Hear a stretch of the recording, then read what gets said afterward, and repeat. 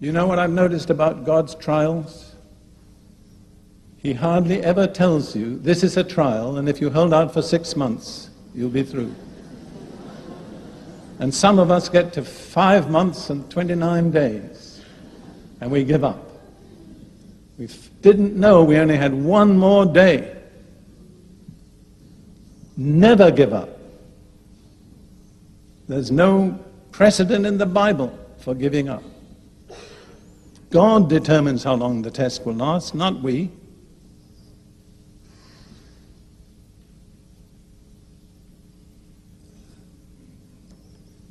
You see, waiting is one of the tests to which God almost invariably subjects the servants he intends to use.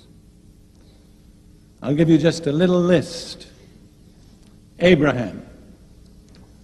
You're going to have a son who will be the head of a nation that will be unique in the earth. How long did he have to wait? 25 years. Meanwhile, his dear wife Sarah tried to help him and complicated things. It's interesting. She said, listen to me, do what I say. First of all, have a child by Hagar, and later she said, get rid of the child. That's the counsel of the flesh.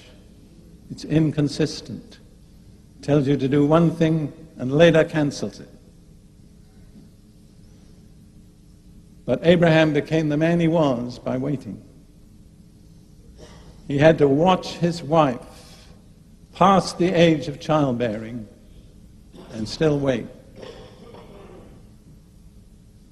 It amazes me that Abraham is so highly rated in the Bible. But what did he do? Well, essentially, he was a prosperous cattle farmer. And he wandered around the area to the east end of the Mediterranean, looking after his flocks and his herds. He did nothing very dramatic until the time came that he offered up, or was willing to offer up, his son Isaac. I've often asked myself, what was it in Abraham that caused God to esteem him so highly that he was called the friend of God? And I'm not sure that I really know the answer.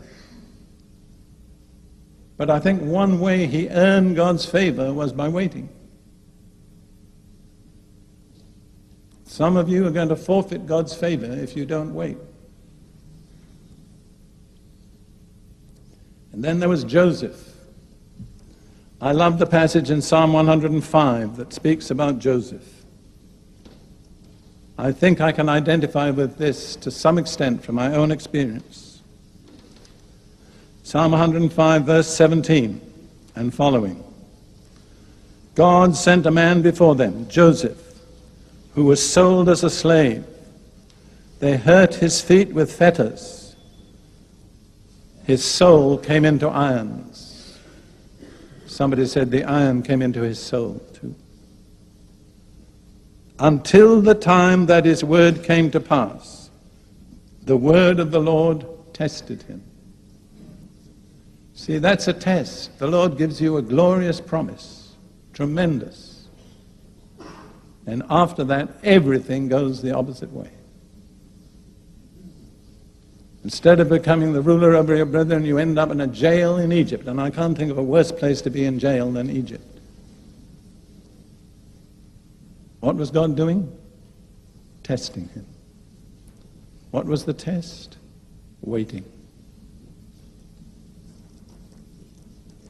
And then, if you want to look at others, Moses. It says in Numbers 12, verse 3, Moses was the meekest man on earth. How did Moses learn meekness? By waiting 40 years.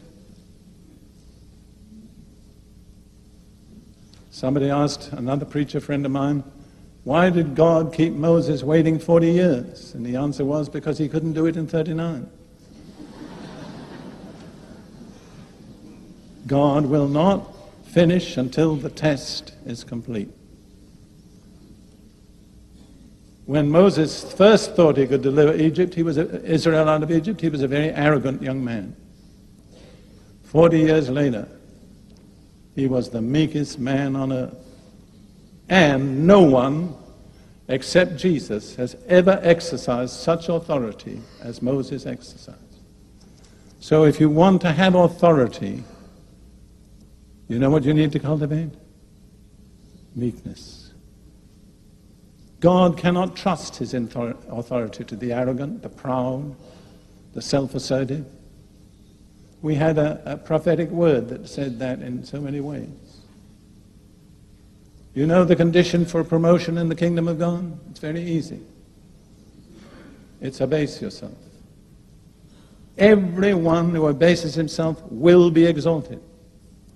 But on the other hand, everyone who exalts himself will be abased. That's right. You have the choice.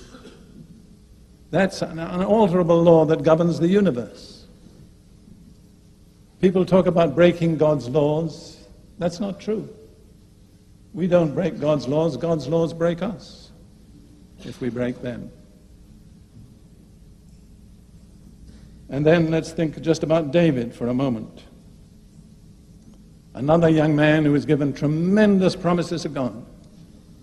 And he spent the next, I don't know how many years, I think probably about 15 years, living, as he said himself, like a dead dog or a partridge on the mountains, running away from the man whom he was to succeed as king.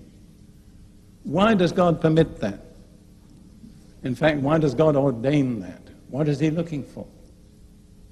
In one word, I didn't hear you. Endurance, that's right. You cannot bypass endurance. You know whom I'm speaking to at the moment? Me. You cannot bypass endurance and enter into the promises of God. You can come so far, but the completeness is only through endurance. And just when it seems impossible to hold out, that's the time to hold out. Don't give in. I would like to say that to several of you individually. You're in the test. You're doing all right. Just hang in there. Don't back out. Don't give up. God is faithful. I've been asked sometimes if I had a message to leave for posterity, what would it be? I always say I can give it to you in 3 words. God is faithful.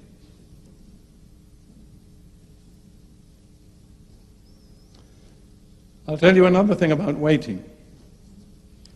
It causes us to realize more and more our dependence on God. I can't do anything. I can't make it happen. I don't know when he's coming. I just depend on him. I don't know whether you ladies ever have problems in your house, but we do in Israel. Sometimes our electricity fails for reasons we can't analyze. And we're in the middle of cooking something or somebody's doing the ironing, and we phone and we eventually catch up with our electrician. It's midday. He says, I'll try to be there by 4 p.m. So what do we do for 4 hours? We wait. And by the end of 4 hours, you know, we will know one thing. We need the electrician. We're dependent on him. So waiting causes us to realize in an altogether new measure our dependence on Jesus. All right.